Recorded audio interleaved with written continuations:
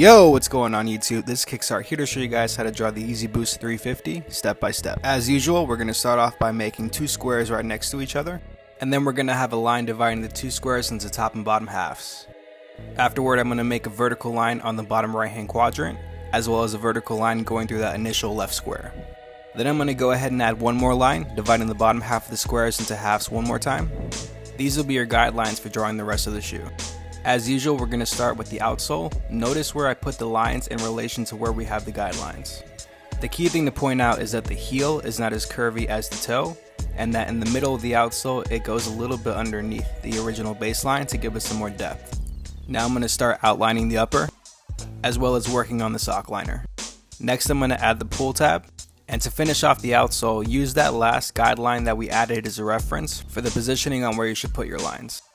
Notice how when it goes towards the front it dips down a bit and then it rises when it reaches the toe. Now I'm going to go through and add the basic lines for the ridges on the outsole. You want to have about 30 lines going, but if you have a little less, nobody's going to know. And at this stage I'm not worried about making them look detailed, I just want to make sure the positioning is even all the way through. Now I'm going to go through and add the laces. Again, keep in point the guidelines that we have so you'll have an idea for where their positioning should be. And then finally, I'm going to go through those ridges on the outsole one more time and give them some depth, so that way I'll have an idea for how it's going to look like when I actually go through and outline the whole shoe. The key for the ridges is the ridges that are closer to the toe box are going to lean towards the left, while the center ridges and the ridges on the right are going to lean towards the right. And you want to make sure that those ridges extend past the silhouette that we originally had, so that way it gives it some more depth. And after that, you are basically done.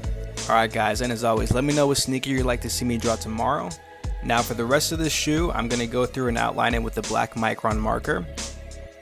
There was also a comment requesting how I do the pattern on the upper. I'm actually going to do that part last, and the reason is because the silhouette is going to be black and gray. And because of that, if I go with a black, we'll say, it's not going to really show up when I do it. So what I'm going to do is I'm going to use my white gel pen, and I'm going to do that at the very end. If I do that to start, you're not going to see it because it's white on white, right? So it's not going to show. And even if I use the color that would show, like black, once I start blending in the colors on the upper, all the black marks that I originally made are going to fade away. And even if it was a color that had a lot of contrast, so if I had these black marks in the beginning and I was going to use red on the upper, because I'm layering the red over the black that was already there, it's going to smudge the black because of the way that the color blending markers work. When you're blending these markers, they're really gonna blend as soon as you start using them, and that's part of the trick to understanding how these blendable markers work.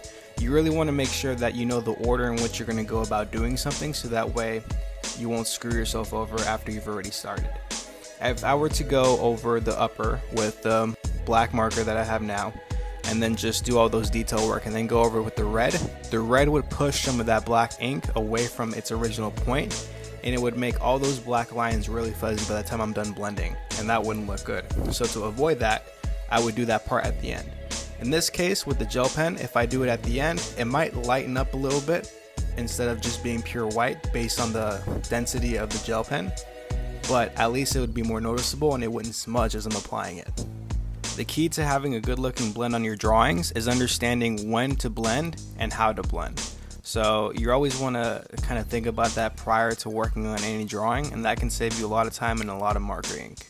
And you're going to see as I'm going through the upper, I just do one layer for each color, and that's when I start going through and blending everything in. And that's actually my favorite part because you can see how it's looking when nothing's blended. It looks okay, but it's really nothing too impressive. But with a little bit of blending, it really does make a big difference, especially on the outsole. I think the Yeezy outsole is one of my favorite outsoles to do. Because of the way the ridges are set up and how lighting usually hits it, you can get a lot of good detail with the blending, so I want to always make sure I show that. Now, if you can't afford the Prismacolor markers or the Copics, you can still use Sharpies to get a little bit of blending going. The easiest example I can think of is reds. So if you have a red Sharpie, make a small box and just fill it once, and then on the bottom half of that box, fill it in again. You should see that the part that you filled in over the original part will be a little bit darker. So you can get some blending going with Sharpies, but not as much as you do when you get actual blending markers like Prismacolors and Copics. Alright guys, thank you so much for watching. If you enjoy this kind of content, please leave a like, and also let me know which sneaker you'd like to see for tomorrow's video. Alright, peace.